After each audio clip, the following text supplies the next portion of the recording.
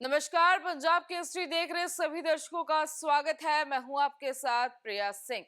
तीर्थ स्थलों की हेलीकॉप्टर यात्रा का किराया कम होने की संभावना बढ़ गई है। सोमवार को वित्त मंत्री निर्मला सीतारमण की अध्यक्षता में हुई जीएसटी काउंसिल की बैठक में कुछ अहम फैसले लिए गए। काउंसिल ने कुछ प्रकार के नमकीन पर जीएसटी 18% से घटाकर 12% करने और कारों की सीटों पर जीएसटी 18% से बढ़ाकर 28% करने का निर्णय लिया है। बैठक के बाद सीतारमण ने बताया कि सीट शेयरिंग बेसिस पर होने वाली हेलीकॉप्टर यात्रा पर अब 5% जीएसटी लगेगा और पिछले समय के लिए जीएसटी को नियमित किया जाएगा। हालांकि चार्टर्ड हेलीकॉप्टर यात्रा पर 18% जीएसटी लागू रहेगा। बता दें आपको कि माता वैष्णो देवी सहित कई तीर्थ स्थानों की यात्रा के लिए हेलीकॉप्टर का इस्तेमाल होता है, लिहाजा इसका असर मां वैष्णो देवी यात्रा के लिए जाने वाले श्रद्धालुओं पर भी होगा और उन्हें अब 5% जीएसटी देना पड़ेगा, जबकि पहले यह 18% था। इसके अलावा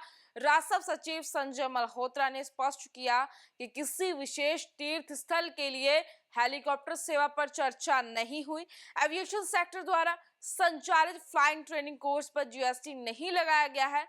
तो नमकीन और स्नैक्स पर जीएसटी के मामले में काउंसिल ने फैसला किया है कि अनफ्राइड या अनकुक्ड स्नैक्स को छोड़कर अन्य नमकीन जैसे कि भुजिया, मिक्सचर, चना चबेना यानी कि प्री पैकेज्ड और लेबल्ड पर जीएसटी 18% से घटाकर 12% किया जाएगा। हालांकि अनफ्राइड और अनकुक्ड स्नैक्स पर पहले की तरह 18% जीएसटी ही लागू रहेगा।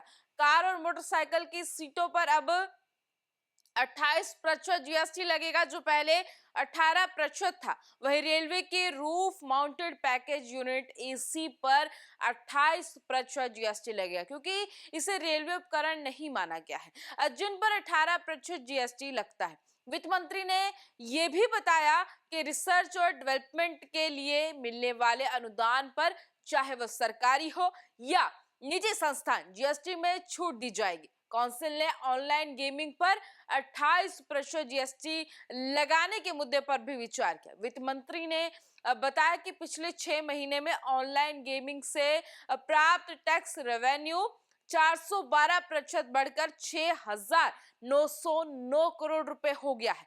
काउंसिल ने कसिनो से संबंधित कंपनसेशन सेस के मुद्दे पर भी चर्चा की और इसके लिए मंत्रियों का एक नया समूह बनाने का निर्णय लिया।